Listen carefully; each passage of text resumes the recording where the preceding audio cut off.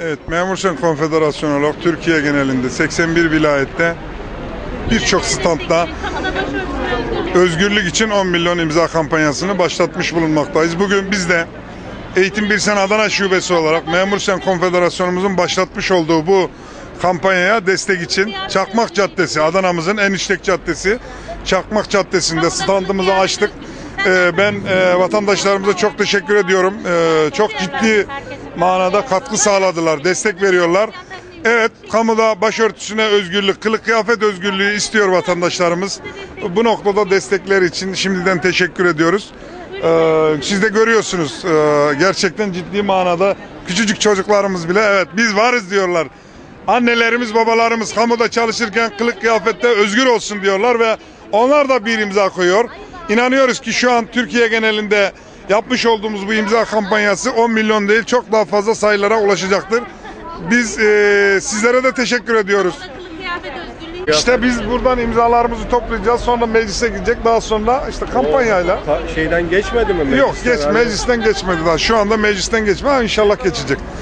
30 Ocağı kadar devam edecek. Biz Türkiye genelinde 10 milyon imza kampanyasını çok fazla aşacağımıza inanıyoruz. Aynı zamanda internet üzerinden de bu imza kampanyamıza 75 milyon destek verebilir. Yanlış bir anlaşılma var. Ben bunu düzeltmek istiyorum. Sadece memurların bu imzayı atabileceği, hayır, işte çocuklarım, küçücük çocuklarımız da, esnafımız da, şoförümüz de, manavımız da, ev hanımımız da, herkes bu imza kampanyasına destek verebilir.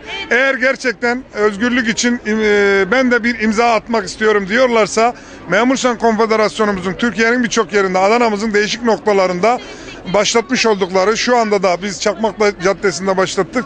Bu standlara uğrayaraktan imza kampanyamıza destek verebilirler. Şimdiden destekler için teşekkür ederiz. Kılık kıyafet özgürlüğü için, başörtüsüne özgürlük için imza topluyoruz. Buyurun size destek verin. Gelin başörtüsüne özgürlük için. Kamuda kılık kıyafet özgürlüğü için bir imza da sizden. Kılık kıyafet özgürlüğü için Türkiye genelinde başlattığımız 10 milyon imza kampanyamıza bir imza da sizden bekliyoruz. Teşekkür ediyoruz şimdiden destekleriniz için. Buyurun.